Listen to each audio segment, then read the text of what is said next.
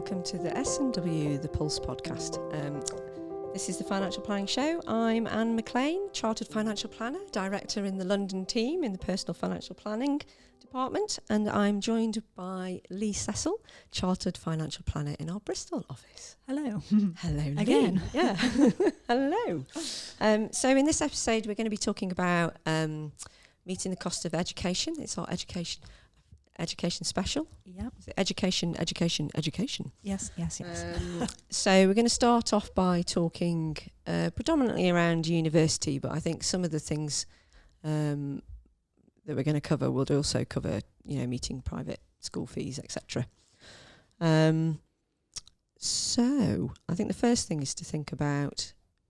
Well, Anne, if you've actually done quite a lot surrounding this anyway, as far as the article that you've written about university fees planning. So I would point anyone towards that as a first point of call, because it, really does give you all the information that you need, as far as what are the costs, broken down between, tuition, living costs, accommodation costs. So, it's a really useful document. And one that we'll make available for everybody to read as well after the podcast. But yeah, I mean, extremely expensive is the is the main takeaway, I think.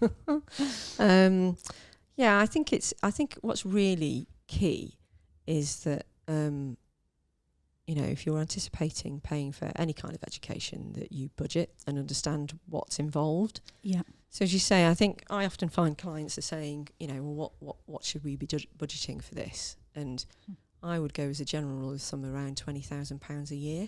Yeah, I think so. I don't know if that's what kind of tallies with your experience. Yeah, well, I mean, obviously in Bristol, I think, living costs generally a bit cheaper than, London areas and things like that. But, still, we're not too far away from that figure, really. Yeah. Well, I was having a quick look and, to be in halls at Imperial, which is in London, is about 7,000 for the first year. But Exeter isn't that much different, actually. That's 6,685, yeah. Okay. So I think the kind of halls of, being in halls in the first year is actually probably a bit more than we anticipate it's going to be. And then maybe when you move out, in the second year, maybe the accommodation costs come down a bit. But I think sort of 20 is probably there or thereabouts, really. Yeah, I think so. And it's interesting when looking at, the overall amount of debt that students leave with at the end. And I know we were talking about this before, but just having a rough look at the statistics as far as, a standard course, 3 years, what is the likely level of debt that a student now leaves with? And it's about 50,000, really. So it's, and to have that when you're just starting off in your career, it's quite a big burden, really, isn't it? I think psychologically, I think it probably is, and I know parents worry about it certainly, and grandparents actually. Yeah, grandparents more so. I when I'm talking to clients, it seems to be the grandparents more that are interested in funding, helping them out by paying some or all of the fees associated with university, really. Yeah, I think it's interesting, isn't it? Because I think there's also that sort of worry that you've got this figure sort of looming over your head, and is it going to impact on taking out a mortgage, or is it going to impact having your first home? So I think that's sometimes on people's minds, where in reality, I think having spoke to, because we don't do mortgages, but having spoke to a man that I know who does, he says really it depends on the lender. And most instances, most lenders, there's certainly pragmatic lenders out there, because again, it's not so, which we'll get to in a minute, not so much debt on your balance sheet as a potentially an additional expense that you just have to meet depending on what you earn. So I think doing a budget is really imperative, and doing that fairly early on, I think is a good thing to be doing. Just costing it out. Yeah, so just having a look at various costs then. So what are we thinking as far as, the main things that people need to consider? So obviously we've got the tuition fees, haven't we? Which is sort of, 9,250 now. The big one. Yeah, the big chunky one. Yeah. But I suppose the big thing with that is that the loan for that isn't means tested. But again, I'll park that for a minute because we'll cover that shortly. I think there's the accommodation, which I suspect and you might know better than me, because it's a bit near it, it's a bit near in time. I think the big cost is the accommodation. It's probably going to be more in the first year than when you actually move out, and you go and get your nice student digs. And then I think it's the living expenses. So I think what that's all relative, isn't it? But you've got to pay for your books, and you've got to pay for your food, you've got to pay for your travel, bringing your laundry home at the end of the term, all that kind of stuff. So again, that's I don't know, 4,000. I think is what I seem to see. But again, I think that's relative, and this is during term time as well, obviously, because then you've got to potentially fund them when they come home again at Christmas and Easter and summer. You've got all this to look forward to, Anne. I know. And I just demand when they come in. Anyway, so I think first of all is understanding what the budget is. So general rule of thumb, £20,000 a year, but it depends on where you're going in the country, what the standard of accommodation that you want, what their budget is, and I think that's quite a useful conversation to have with your child. Absolutely, because there's quite a lot of value in talking about that, and again we'll pot that and come on to that a bit more later. So first thing is to work out the budget. Then the second thing is, which I'm often asked, is, well, do we take the loans? And I think before I'd looked into this in any great depth, I used to think that was fairly black and white. Well, if you can afford to pay, you pay. If you can't afford to pay, you take the loans. Whereas actually it's a lot more nuanced than that. Certainly. I don't think people realise, and I say you can come at this from a number of different angles really, but when you think you're getting a loan, to help you with meet all of the costs, you don't necessarily think, well, I mean, I certainly didn't when I was in university, really start thinking about the sort of interest. You just assumed that it would be, fairly low, it would probably be next to nothing. And, you only really sort of find out, and this leads back to what you were saying, it's really key to get, kids involved in this whole conversation, and let reality sink in a bit, that actually the interest that you do pay is actually quite a lot. And it starts pretty much straight away, doesn't it? Starts from day one. It's RPI plus 3% basically. So at the moment it's 5.4, which you wouldn't get that in a bank account, would you? Let's face it. No, exactly. And looking at where interest rates are, is unbelievable really that they're as high as they are. So always baffles me how they can be so high. But well, that's back to that, rolling up. It's rolling up while you're studying. So that 50 odd thousand by the time you finish is your potential liability. But it's only your potential liability. I think that's the important thing to remember. Absolutely. But in terms of what you can get, there's the tuition fee loan, which is not means tested at all. So everybody gets that irrespective of household income. And the other thing to think about is the fact that there's the main maintenance loan. So the maintenance loan is means tested on the household income. Now, although you can get married, you can vote, you can go and serve in your country, as far as the university funding is concerned, you're not an adult until you're 25. So it's completely based on your parental income. I think if you're if it's an unfortunate circumstance, you're estranged, even then you've got to go through quite a lot of loops and hurdles to get that recognised. So if we think about somebody in the south east, well, not actually south, just someone anywhere really. Doesn't have to be in the southeast. I was thinking about, because it's high. If you're studying in London, you get a higher maintenance award. So if your household earns under 25,000. The maximum maintenance loan for living in London would be 11,672. Now, as soon as your household income, and this is overall household income, it's not one person versus another, it's joint income, is over 69,890, then the maintenance loan drops to £5,812. Now, back to that, if it costs you £7,000 to be in Imperial Halls in the first year, the expectation is that someone's going to be contributing. Where's the rest of that coming from? Then you've got your living costs on top, and potentially you've got a shortfall in the accommodation costs. So it's really clear, even if you take the finance, it is not going to meet the whole cost of university. So it's really key to be aware of that fact, I think, because I think sometimes parents are under a misnomer that actually, the fees will deal with it all. Well, that they won't. So the first thing is it won't meet the cost. So you've got to find a shortfall from somewhere. And then the second question is it good value to take the loan? Yeah, it's well, that's a very difficult question to answer. It is, and especially when you're, of that age, that person knowing what you're actually going to do when you leave university, exactly. How much you're going to be earning. I think a lot of people, when they come out of uni, they actually have quite a big reality shock. That some of the jobs, you think you'd be earning more money when you come out, but actually it takes a few years to actually get yourself up and running.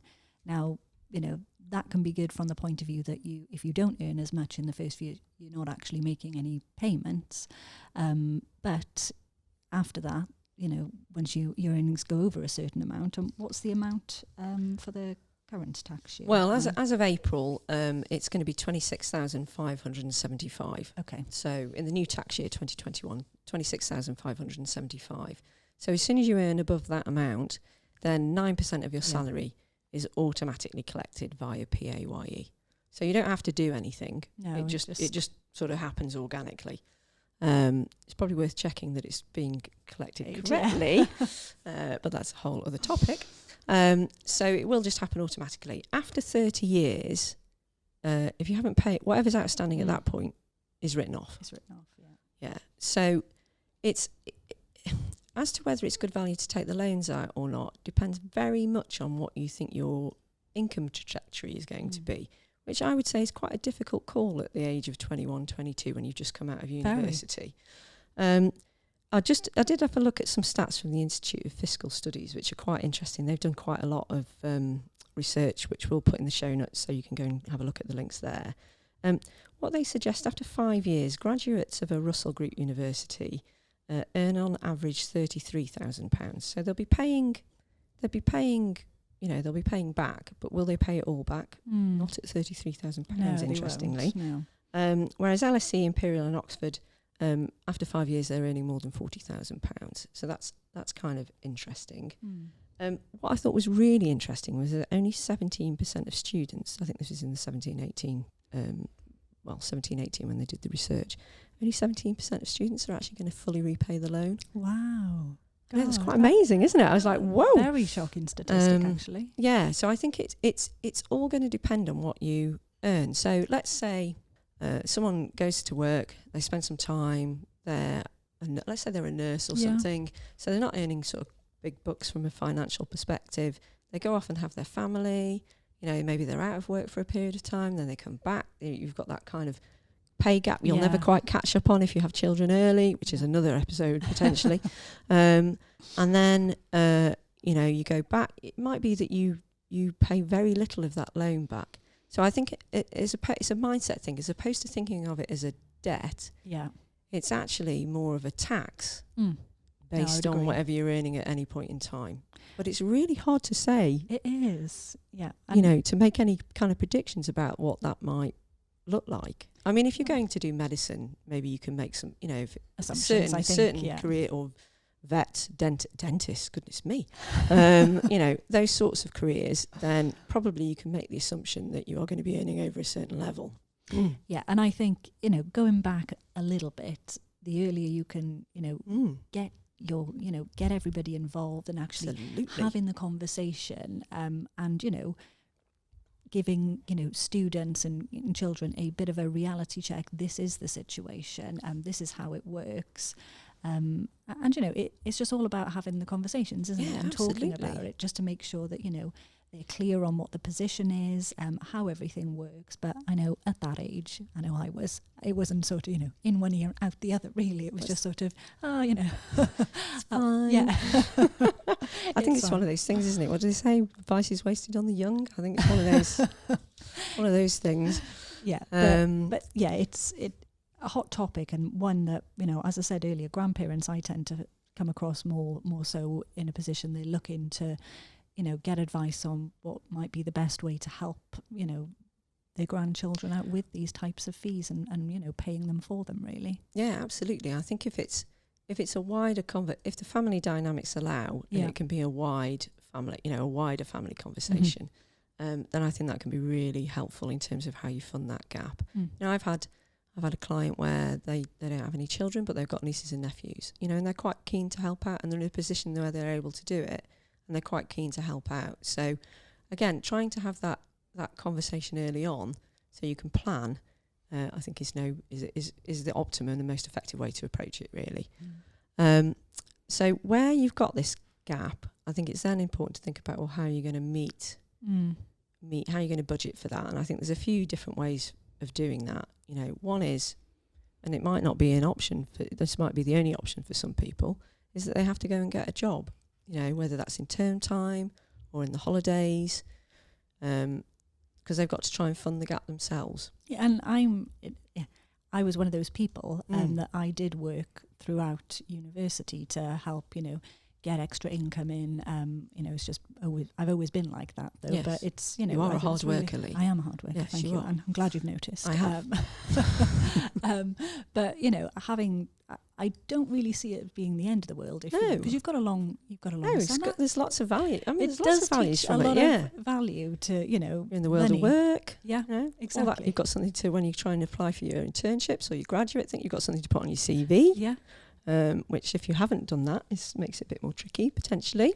Well, yeah, exactly. It does, you know, it's an all-round benefit really, but you know, I know that's not the case for a lot of people, and they don't work, and so, you know, it is working out what do they do in those instances.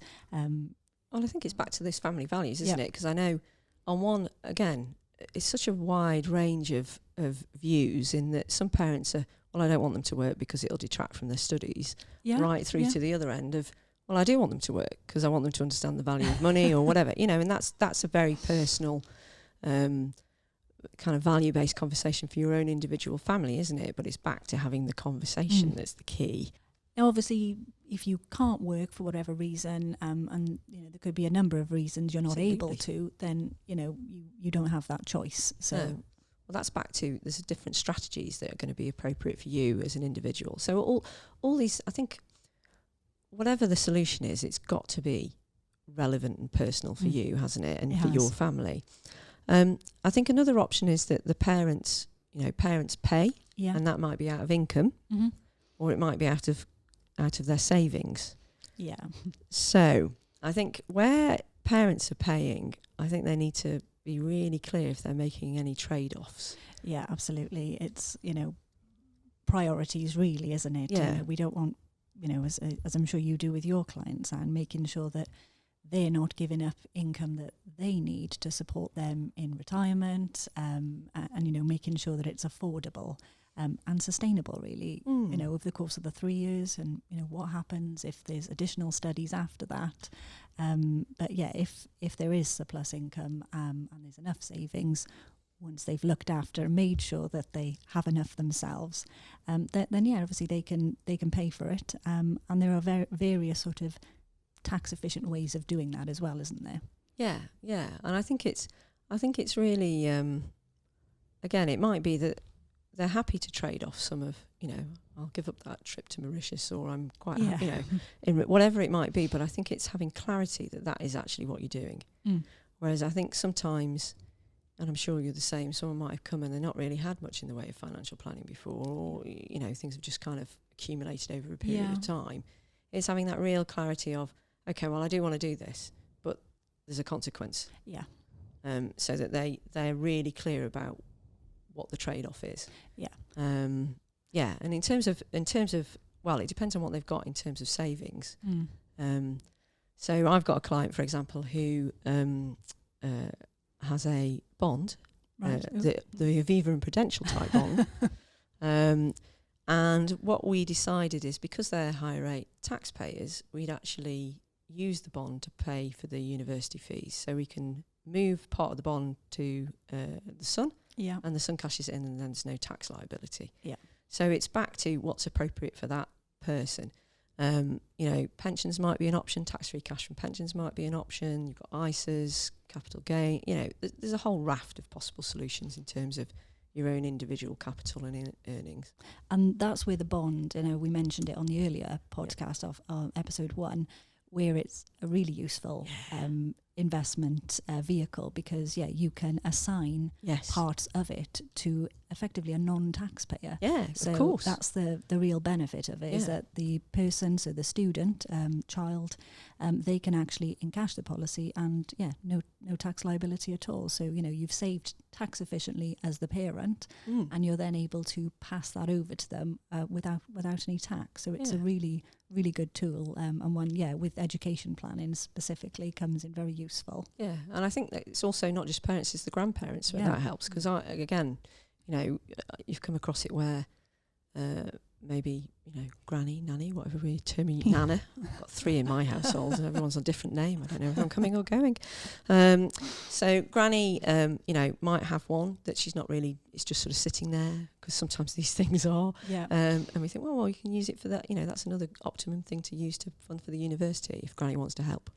So I think bonds are really well suited for paying for education generally. The other thing as well, I don't know if you've come across it, I've had where maybe we've got a widow who's now, his husband maybe worked for the company for 50 years. They've got a nice final salary income, and they're not using all that income. And it's just generally accumulating in a bank account. So again, that can be quite useful, because it's making gifts out of current income, and it's quite efficient from an inheritance tax perspective. I don't know if you've come across that. Yeah, no, absolutely. If you've got the excess income, and when we say excess, we mean it's not sort of affecting, you're covering all of your main essential bills and lifestyle, and the excess is whatever's left over that's, spare really. And that's a really easy, straightforward, tax efficient way of paying for those types of fees, really. Yeah, absolutely.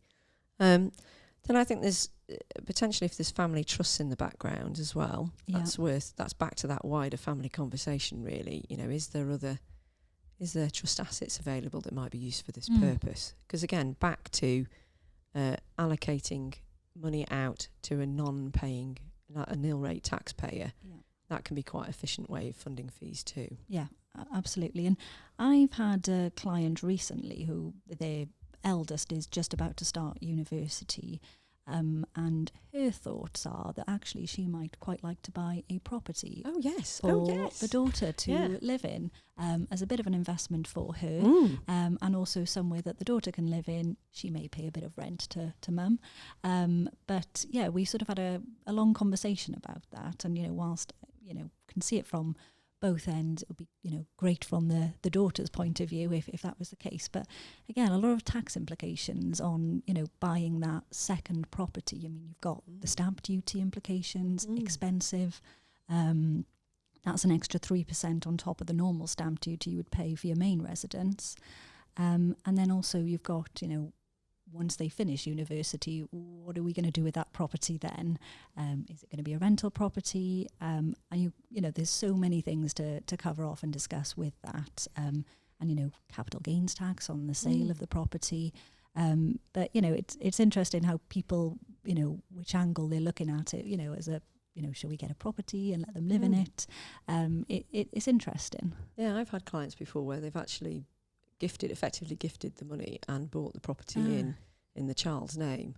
I see, Yeah, and then the child ends up, it's quite useful because I say child because they're not children, they're always children, but, ends up owning it and managing it and dealing with some of the kind of financial management of the property. So it's kind of a set, because obviously it's not something you can just go and sell. No.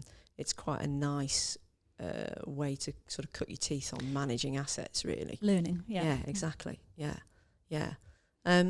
So I think it's there's going to be lots of options, and they are really going to be dependent on you as a family, like all financial planning, and when it works really well, it's very much tailored to your needs.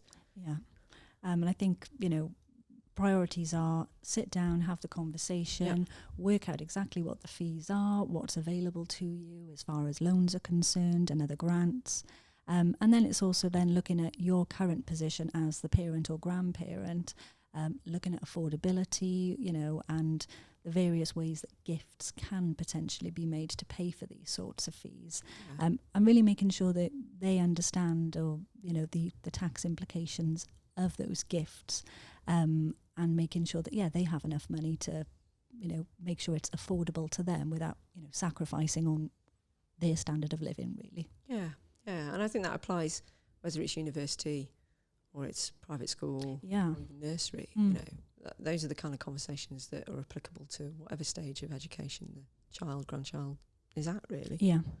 I think in terms of, I think also this is quite, when we're talking about learning, it's quite a useful juncture for I keep saying child, maybe we should call him Johnny, young Johnny, to have it's that kind of handing over of the rails. So I know, or roles I should say, where I know sometimes, as a parent, you pay for the mobile phone, you go and do the car insurance, you pay for the MOTs, you kind of do all that stuff as part of your role.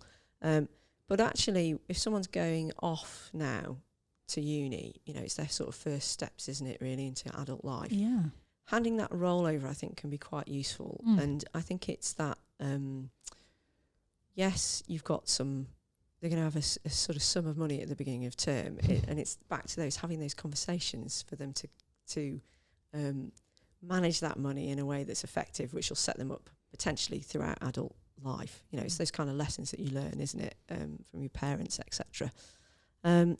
So I think, back to the budgeting, I think that there's quite a lot of concepts that are quite useful in this. Absolutely. What do you sort of think about? Well, I just think it's, important that, you run through the process and the earlier you start planning, Yeah, absolutely. The better. So you know exactly what the position's going to be, and making plans with little Johnny. He'll forever be known. Yeah. And just making sure, all of the options, you go through all of the options. And this is where, our role really comes into it, Anne, and actually helping people to understand the best ways that they can actually, help if they want to. Yeah, as I say, because we get approached by this is a quite a hot topic, really, isn't it? Yeah. Because you're in the position where people are looking at how they can do this, the best way they can do this, and it's exactly the sort of thing that we can help with, making sure that they're doing it in the best way for them, really. Yeah, the most efficient way, financially, and also just from an outcomes for the family, really. Yeah. Okay, wonderful. All right, well, I think that concludes our episode today. Thank you for your contribution, Lee, as always. Welcome. And thank you for our listeners for tuning in. All references, links we've spoken about in this episode will be found in the show notes. So to never miss an episode, subscribe to our show if you haven't done already, and rate and review us in the App Store if you would. Until next time, goodbye. Goodbye. This S&W The Pulse podcast is of a general nature and is not a substitute for professional advice. No responsibility can be accepted for the consequences of any action taken or refrained from as a result of what is said. The views expressed are not necessarily those of the presenter or of Smith & Williamson or any of its affiliates. No reproduction of this podcast may be made in whole or in part for professional or recreational purposes. No action should be taken based on this podcast. We accept no liability if we change your views on any of the subjects mentioned. Smith & Williamson Financial Services Limited, authorised and regulated by the Financial Conduct Authority.